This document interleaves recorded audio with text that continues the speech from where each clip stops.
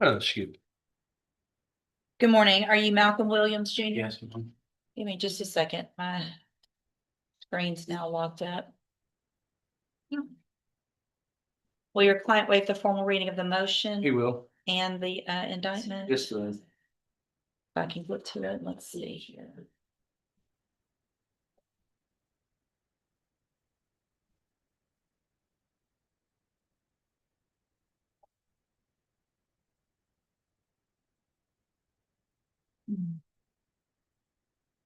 Okay, here we go. Mr. Williams, in cause number 26 DCCR 1254, you're charged with the third-degree felony offense of failure to comply with sex offender registration requirements from June 2nd of 2026. And how do you plead to that charge? Guilty. Are you pleading guilty freely and voluntarily? Yes. And are you pleading guilty because you actually did what they've charged you with? Yes, ma'am. In that case, I have here on the tablet some documents that have your signature on them that the state's marked as exhibit number 1. Before you signed these, did you go over them with Mr. Parker? Yes. Do you fully understand them?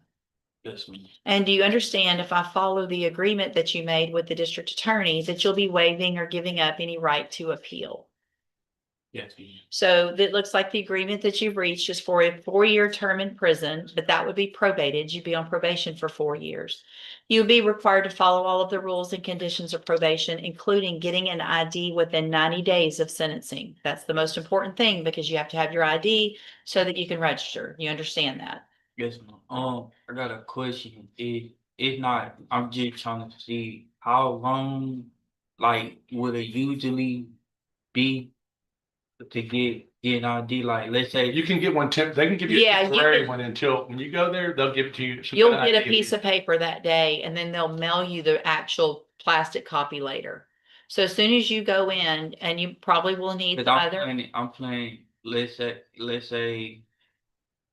because I might be, if whatever I get out, I might be walking this day, and I'm planning to go tomorrow, the next day. Right, so you're gonna have plenty of time, and probation will help you. So when you get out of custody and you start your probation, you're gonna go, the first thing you're gonna do is go to the probation office. Yes, You can ask them all those questions and they will help you with everything. Okay, because you're probably gonna need some other information. You're gonna need to get a birth certificate or something else too before you go get that. So they'll help you get everything you need. Just ask for that help. That's gonna be the main thing, is that you don't try to go do it on your own and then get frustrated because it doesn't work and then not do it. Okay, probation is gonna be there to help you get that taken care of. You understand? and then I still gotta go inmate tomorrow. Yes, for sure. Yeah, that'll be part of your probation as well, so that you get any help you need so you can be successful, get on the right path and take care of everything. Yes. Okay. And you're a US citizen, correct? Yes, ma'am. Okay. State tender's number 1 in that case. No objection? It's admitted. Is there any evidence that Mr. Williams is not competent? No, Your Honor. Is there, I don't typically waive a pre-sentence report on a third, but because he's already on and we're going to continue him, is there any reason not to go ahead and waive that so we can get him started? I don't see one. Any other additional information? No, we have a lot of information already. Okay, so in that case, which is 26-1254, I'm going to find that you just entered your plea of guilty freely and voluntarily. Find that you're mentally competent and you understand the nature and the consequences of your plea. Find sufficient evidence to find you guilty, and at this time, follow the agreement that you made with the district attorney and find you guilty of failure to comply with sex offender registration requirements. Sentence you in accordance with that agreement to a term of 4 years in prison, but I'm going to probate that, so you'll be on probation for 4 years. There's not going to be a new fine in that case, but you are required to follow all of the rules and conditions of probation. Again, including getting that ID taken care of, making sure you follow through with any mental health care, community service, everything else you're supposed to do while you're on probation. Okay. Would it be the same, Yes, it will. The same. Community service? You're probably going to have a little bit more because of the new case, but probation will explain all that to you as well. Okay. Now, the next case we have is cause number 23-41505. Let me find it. And it's my understanding in that case that the recommendation, you're on probation, is just to continue on probation. Is that correct? That's correct, Your Honor. There's only one allegation on that motion and that's the charge you just pled to.